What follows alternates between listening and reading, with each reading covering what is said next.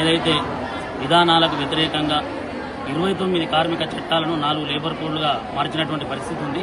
మరి 29 చట్టాలు కూడా ఇది ఏ ఒక్క రోజు వచ్చినాయి కాదు. బ్రిటిష్ కాలం నుండి కూడా కష్టజీవులకు, కార్మికులకు ఈ ప్రజాస్వామ్యంలో హక్కులు ఉండాలని చెప్పి ఏదైనా వివాదం వస్తే కూడా పరిష్కరించుకునేదానికి చట్టానికి అతీతంగా అందరం పనిచేయాలని చెప్పి 29 కార్మిక చట్టాలను ఏర్పరచుకోవడం జరిగింది. ఆ 29 కార్మిక చట్టాలను 4 లేబర్ కోడ్, మొదటిది వేజ్ కోడ్ అని చెప్పి, రెండవది పారిశ్రామిక సంబంధాల ఇండస్ట్రియల్ రిలేషన్స్ కోడ్ అని చెప్పి, మూడవది ఓహెచ్ఎస్ వృత్తిపరమైన ఆరోగ్యం భద్రత కోడ్ అని చెప్పి, నాలుగవది సోషల్ వెల్ఫేర్ సామాజిక భద్రత కోడ్ అని చెప్పి ఈ 4 కోడ్లను 29 కార్మిక చట్టాలను రద్దు చేసి మార్చడం జరిగింది. దీనివల్ల ఫ్యాక్టరీలో పనిచేసే కార్మికులకు ఉద్యోగ భద్రత లేకుండా పోతుంది.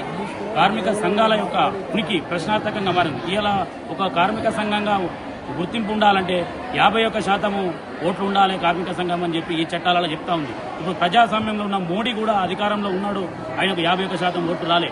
మరి నువ్వు అధికారం చెలాయించడానికి 51% ఓట్లు ఉండాలి, అదే ఒక ఫ్యాక్టరీలో గుర్తింపు సంఘం ఉండాలంటే 51% ఓట్లు ఉండాలని చెప్పి ఎట్లా చెప్తామని చెప్పి ఈ రోజు సమ్మె సందర్భంగా మేము డిమాండ్ చేస్తా ఉన్నాం. అదేవిధంగా కేంద్ర ప్రభుత్వ ఆధీనంలో, రాష్ట్ర ప్రభుత్వ ఆధీనంలో స్కీమ్ వర్కర్లు ప్రభుత్వం చేయాల్సిన పనులన్నీ వాళ్ళు నిర్వహిస్తా ఉన్నారు.